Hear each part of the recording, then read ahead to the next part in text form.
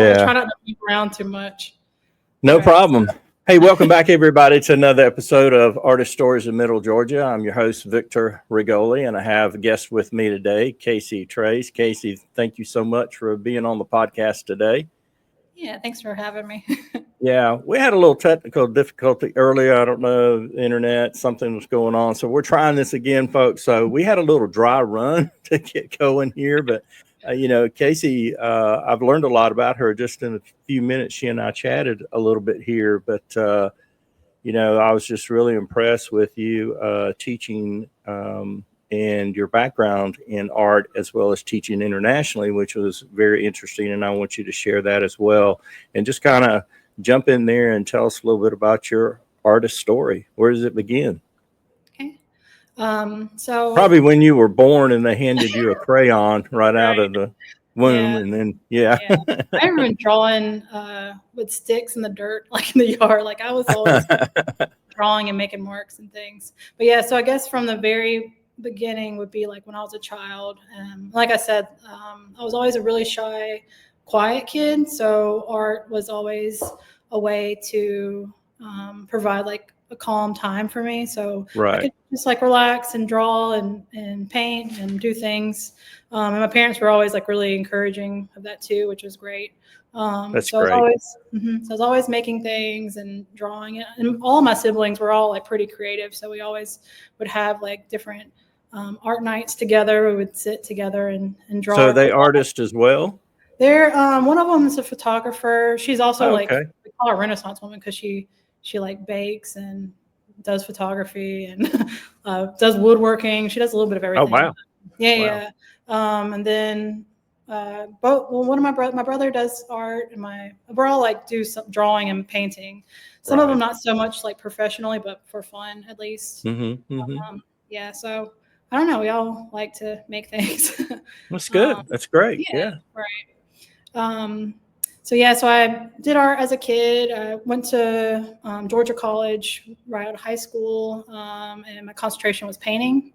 So I did a lot of painting, but I was always like to combine things because I feel like painting was always kind of limiting. And I love to draw, so like there wasn't a drawing concentration. So I was like, how can I Right. like combine things? So I got a bit into like mixed media. Mm-hmm. I love like digital art too, so I did a lot of like digital illustration. Okay.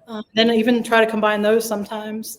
And then right out of college, my professor, there was a job opening for an art facilitator at a nonprofit in Milledgeville, working with adults with disabilities.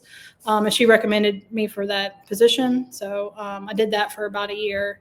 And that was like my first like real like teaching job. Right.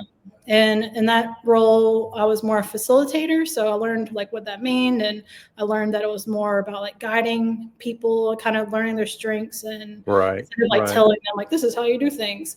And that Right. was really natural to me. Like it made sense rather than like, you have to do this a certain way. And it was really fun because then I could That's learn good. Yeah. Mm-hmm. everyone's strength and figure out ways to help them grow. But not like take away from their like individuality. Right. So I did that for about a year and then I moved to Macon. And then from there, I was not really sure like what I was going to do. And it was around like 2011-ish, 12-ish. There was like no jobs anywhere. And I was like, I don't know. And also a young college kid or recent grad. So I started doing a lot of freelance illustration and like build up like my own like illustration website. And I would work with different people that would just find my website, and I would do a lot of children's book illustrations and things like that. Right. And I did that for about a year, and then I got a bit like lonely, and I was like, I'm a quiet person. I like being around other people. I don't like just working at my apartment by myself. So that's when I reached out to like 567 downtown. I started volunteering, and then they eventually asked me to lead some classes and did like the paint and sip. And then I started doing like, I'm trying to remember what we called it. I think it was called Drink and Ink because I was like, we should do illustration. So I started doing some where we like did some illustration techniques. And I did that for like quite a few years. I was kind of teaching there. And then I would teach, I met Miss Brooks at the Creative Alternative, and I helped her with her program. And we built like social media presence, and we we did like the kids program and all Mhm. that.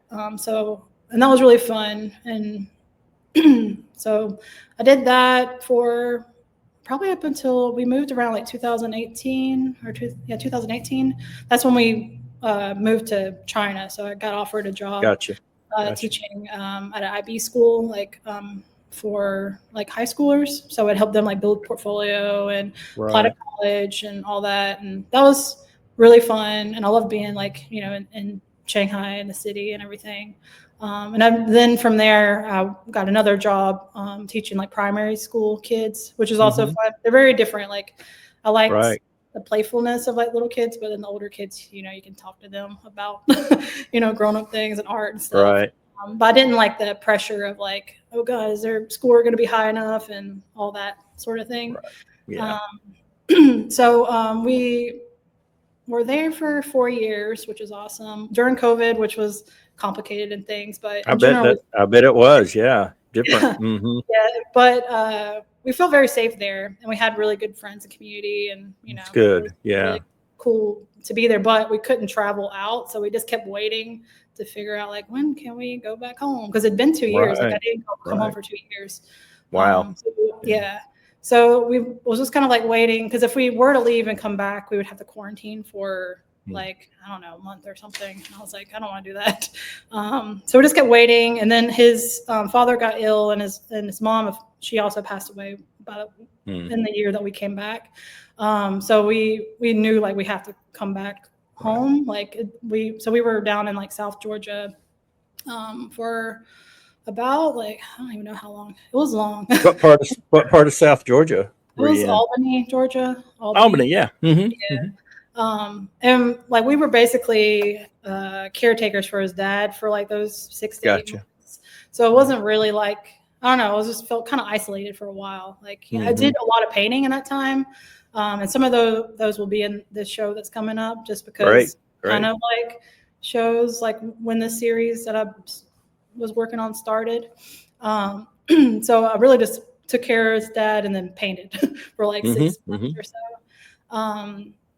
And then his father passed, and we had to wrap up like all that sort of thing. And we were looking at jobs, and even before we didn't know exactly where we were going to end up, because he was applying to jobs like Texas and everywhere.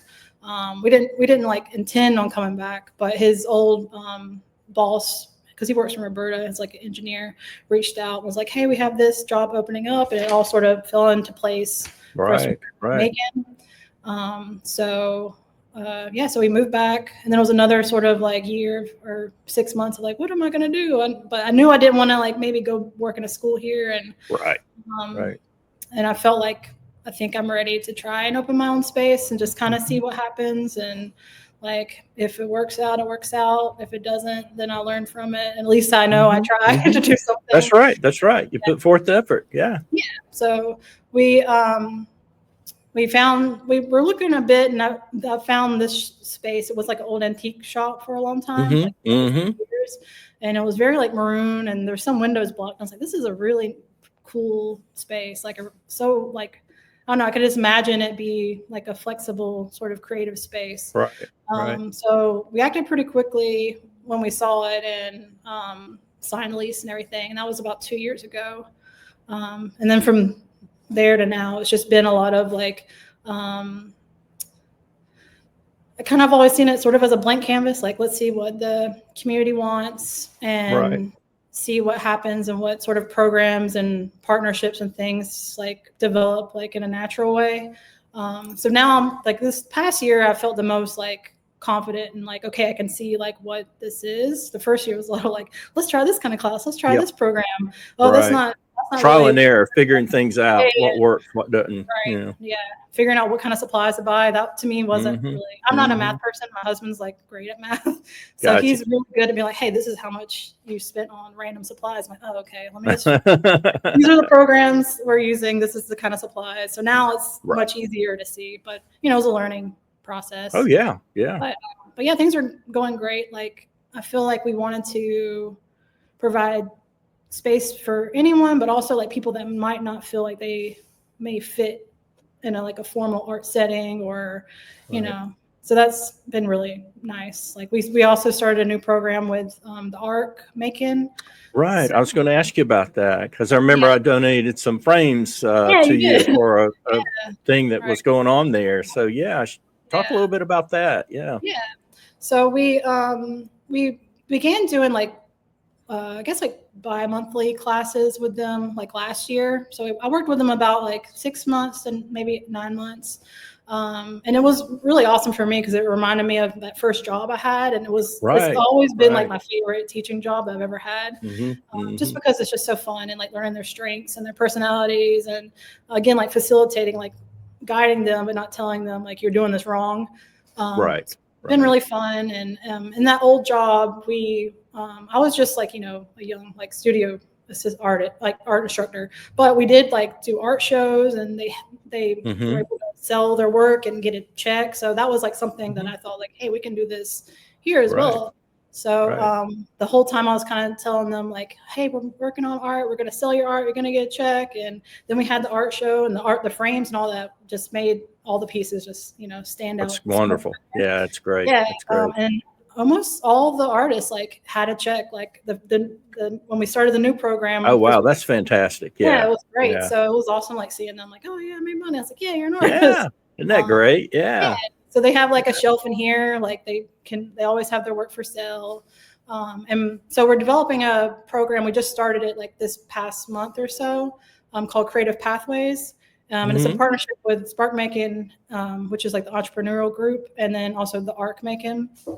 Okay. And essentially, it's like helping or facilitating, providing space for like artists with disabilities to come, and they have a shelf here. They can come in, choose, I want to do painting or drawing or jewelry making. And then we just kind of guide them and then help them, assist them with selling their work and that sort of thing.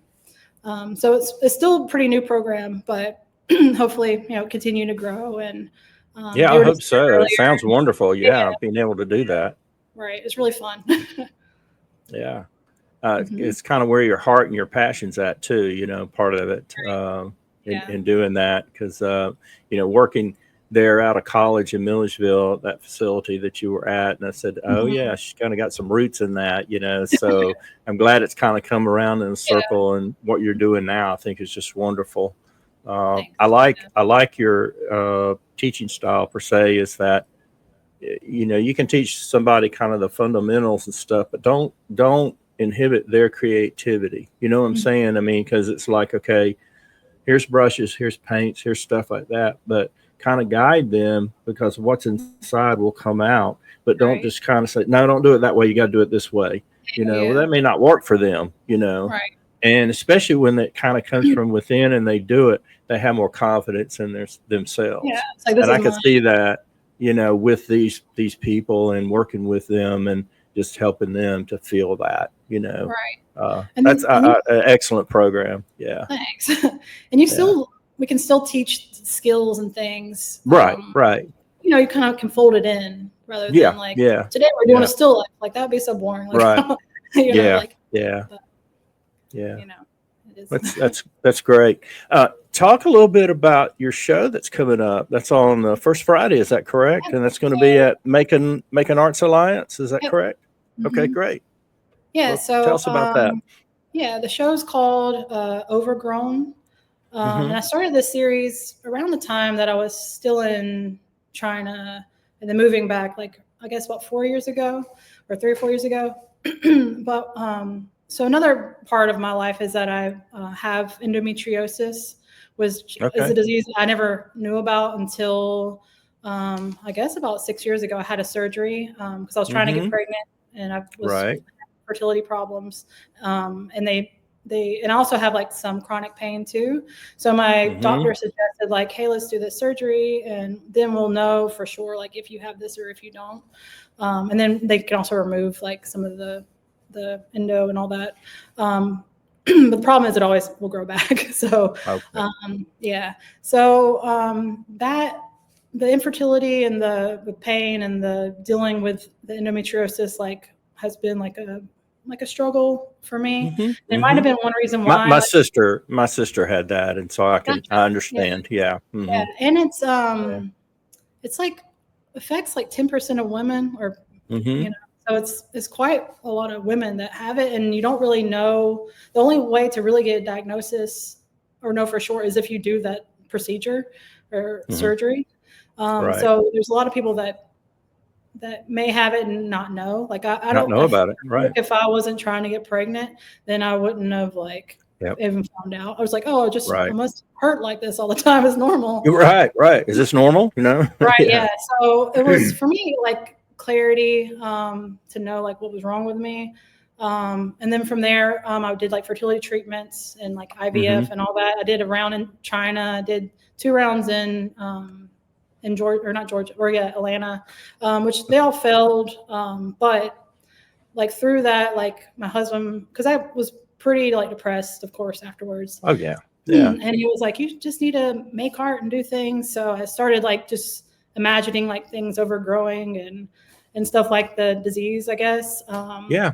Yeah. So it was kind of like where like I guess the initial like concept came from, was like after that Mm-hmm. Mm-hmm. first like failed like IVF like treatment, and just kind of like taking ownership of like what was going on in my mind. And some of it's very like process and intuitive sort of mark making. Like I would just get kind of lost in like the drawing, and I love like positive and negative space. So I would Right. just kind of zone out and just like make these sort of abstract botanical sort of things. And even when we moved back to uh, Georgia and we were like in Albany, I was like, that was probably the most stressful time of my life, maybe even more so than Mm-hmm. like treatments and Mm-hmm. stuff. And I just like had like I couldn't go anywhere, so I would just have like little Right. canvas. Right. I would just like have to make something.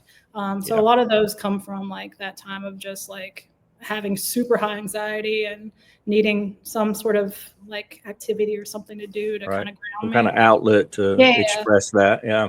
So that this show is sort of about that disease and like my journey and how we can take something and create new things from it and be okay with existing with it and that sort of thing. Right. Yeah, and kind of That's bring great. awareness about that disease, because a lot of people, I mean, I didn't really know about it until I got the surgery. I think there's more and more research being done, but I kind of want to Mm-hmm. Mm-hmm. talk about it because I feel like people don't talk about things like this often. Oh, most definitely. And that's at Macon Arts Alliance. It's on Yeah. September the 5th Yeah. for folks. And what time will it start? Will it It start at starts 5 at or 4 or I 4 think 4 to o'clock? Okay. 7. Yeah, and 4 to 7. yeah, Okay. and I'm supposed to be giving an artist talk too, I think at 6. At 6. Okay. I think so. Okay. I'm definitely going to come down there if all, the creek doesn't rise and all that kind of stuff, Okay. so I'm looking forward to that because I'm going to get emotional here thinking about my sister because she had endometriosis and, Yeah. yeah. And sorry, but, yeah, I know it'd be a great show for you. And I'm just so appreciative of your story and what's behind your art. And, I know it'll be a success for you. So, but anyway, thanks for sharing that. Yeah, getting a little personal there, but that's all right. So, what is that in acrylic or is it in oil or is it watercolor or I mostly what? What's your medium? I use a lot of acrylics. Acrylics. I like Okay. the different like the more high flow. So I like the more fluid ones a lot of the times. I do use like the heavier ones as well. Some of the pieces I use a lot of the paint pens on too, like if I want to add drawing elements. I've been playing with like pastels too, like kind of bringing them. I might have some illustration, like watercolor kind of pieces as well. We'll see. Like I have to get everything done in a week. Yeah. Most of them are like acrylic on canvas. Yeah. Okay. Okay. Yeah. Are they large, small, or just kind of average size, or large ones? And there's some tiny ones. So tiny ones. Okay. Just a variety. Yeah. That's good. Yeah. That's good. I like to paint big and I like to paint small. Yeah. I'm the same way. I've got little 2-inch by 3-inch little panels I've made. I've got some 6x9, and then I've got a 36 by 48 canvas that's just sitting in the corner begging, so please paint something on me. So I hadn't decided yet, but yeah, I do a variety of stuff, mostly kind of the standard 16 by 20 or 9 by 12 or something like that. But do you do anything with oil paint at all? Haven't in a long time. I was taught Okay. oil painting in high school. Like our Okay. teacher did oil painting, and then I think it was like the chemicals I didn't really like bothering with. Or something. Yeah, that can irritate a lot of people. I use oils and, Yeah, but I've done some things with gouache and a little bit with yeah, I like. acrylic pouring and stuff. Mhm. Yeah, I like gouache. It's Yeah, kind of cool.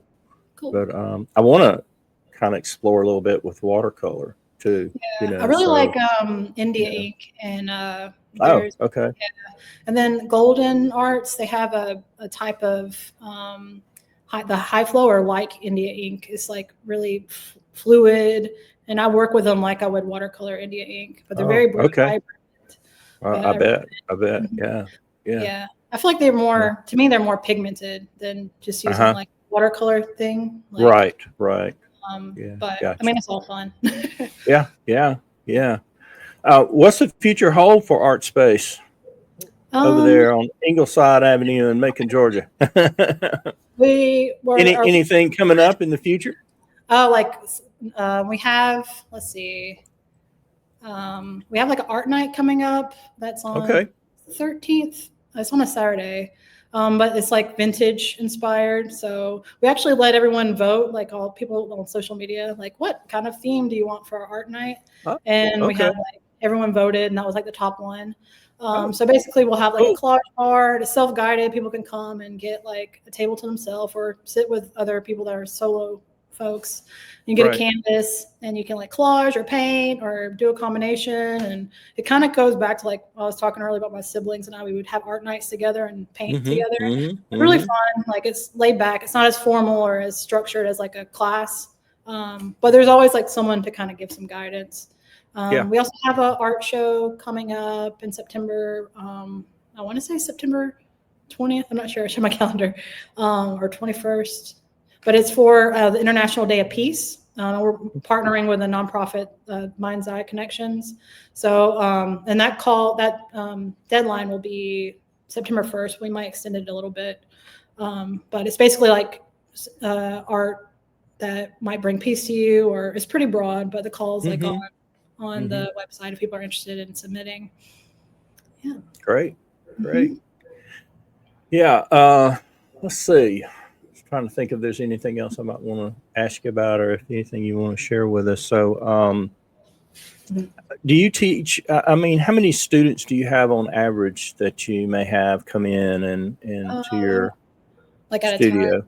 Yeah, at a time. Yeah. So I'm teaching like a botanical kind of painting class now, and I think there's like 9 people in that class. Okay. I tend to like try to cap things for me at like 12 people, just because after that, Mm-hmm. to me, it feels like kind of too difficult to like really help Right. people.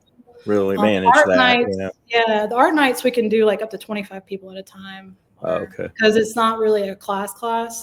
It's more just like open studio kind of vibe where, there's someone there to help, but it's not like step by step. Like as soon as you come in, you get your canvas, you can do your thing. Oh, Um, okay. Mm-hmm. but in the kid classes, just depends. Like sometimes we have 4 kids, sometimes we have like 8 kids, but in general, I cap at like 12. Um, Mm-hmm. yeah. Okay. Do you do individual lessons, or always do group sessions or Um, anything? I try to do like the individual ones, and I had a few people, but then it was just kind of hard scheduling wise for me. Right. And Right. yeah, It can be. Yeah. right. It can be. I could So, see that. Yeah. right. I might like bring it back or try it again, like in maybe closer to the new year to see again, because now I have like a few more instructors that, help me occasionally. So Right. I can Right. try that. So we'll see. I've been thinking about doing I like technology stuff too, like Oh, Adobe really? Okay. and not Illustrator, Procreate. So I was thinking about Uh-huh. maybe doing some sort of like one-on-one thing if someone needs help, like learning how to use a certain program. I can help them. Mm-hmm. Mm-hmm. We can work on a project that they want to work on together. So I might start that. We'll see. I don't know. I have 1,000 ideas. I'm like, I want to do this. I want to do that. And then it's like, Well, realistically, what can I do?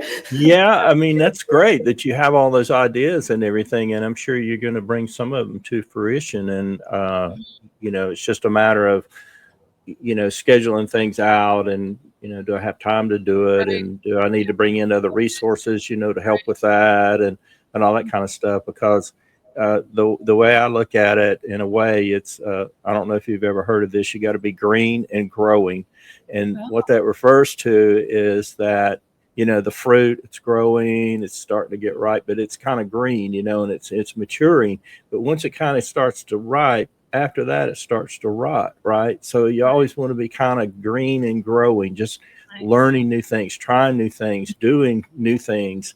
Because if you kind of hit that plateau, you're not progressing anymore. You're kind of regressing a little bit. So it's always stretching and growing. And I find that too with me. I'm taking some art lessons from Beth Smith. I don't know if you know Beth. Yeah. And so I'm trying to learn a little bit more about still lifes, and working on some still lifes. And I'm telling you, I jumped right into the deep water with that because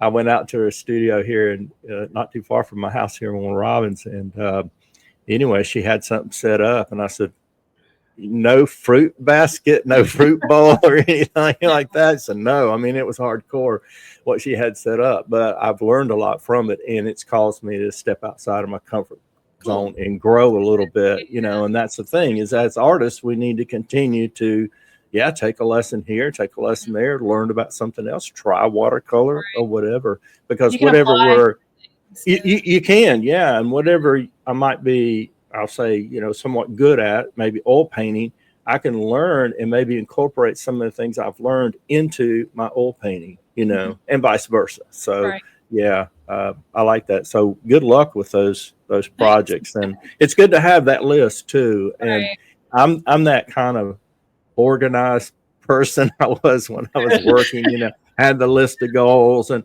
what am I going to accomplish today? And what are we doing 6 months out and that kind of thing. Because if you don't, 6 months later, it's like, well, what are we doing? So you got to, So I appreciate that and admire that in you to have that. So that's great. That's great.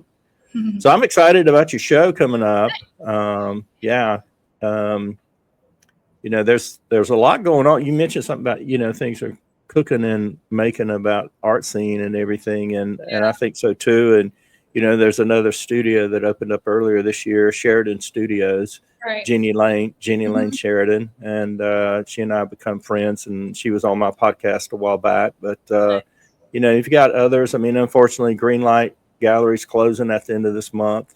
But hopefully something will go in that space. And I heard that Colin there at 567 is wanting to kind of maybe expand a little bit. And, it's possible they might take that space over. I don't know. But, I guess we'll see what happens in the future, with that. But anyway, thank you so much. I mean, this has been great. Anything else you want to share with us on your? I don't know. I feel like I talked a lot. No. You've done great. I mean, we've talked for almost 30 minutes. Actually, we've talked longer than that because, folks, as I said earlier, we had a little technical difficulty. I think we were about 10 minutes into it, and we had to kind of start over. But anyway, it's been great. Thank you, Casie, for being on the podcast today. And thanks, everybody, for tuning in. Please like and subscribe to the channel. We're hoping the channel will grow, and send this out to your friends and coworkers and fellow artists. And if you know somebody that you'd like for me to interview as an artist, please send me an email. My information will be down in the notes below, especially out on Facebook as well as on YouTube. But take care, everybody, and thank you, Casie, again for being on the podcast. And we'll catch you guys later in the next episode. Take care.